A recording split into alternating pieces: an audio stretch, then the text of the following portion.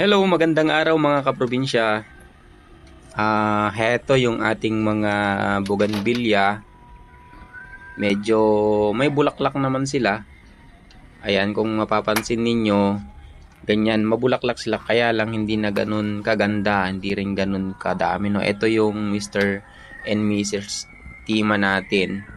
Yan, ganyan yung itsura ng bulaklak. Maganda pa rin naman silang tignan. Yan, ito naman yung ating yellow ginda. So, ganyan yung itsura niya. Ayan, napakaganda.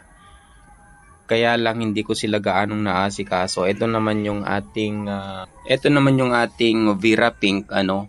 Ayan, napakadami ng bulaklak ng Vera Pink. Kumpul-kumpul yan.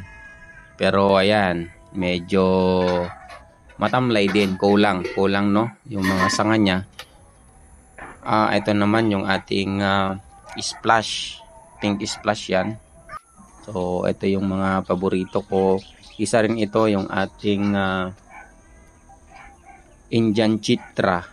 So yan yung Indian Chitra natin, may mga bulaklak sila, kaya lang hindi tulad noon na talagang punong-puno. Siyempre ito yung classic na bougainvillea. Ito yung tinatawag natin na 36 petals. Yan. At ang favorite ko ngayon na ito lang yata ang naalagaan ko kaya laging may bulaklak. Ito yung multi-grafted natin. Halo-halo yan. Yung medyo white na mayroong pagka-splash ay Roma ang tawag natin dyan. Yung red naman sa taas ay Brisa. Brisa yan. Nasa taas niya. Ganyan. So maganda, lagi itong maganda kasi ito lang yung nabibigyan ko ng focus. Tapos itong sa katabi niya, yung foxtail white natin na nag-wild na. Ayos pa rin naman kahit nag-wild ang mga foxtail. Yan, nahahawan na rin yung kanilang bracts, nagiging splash na din, ano. Yun.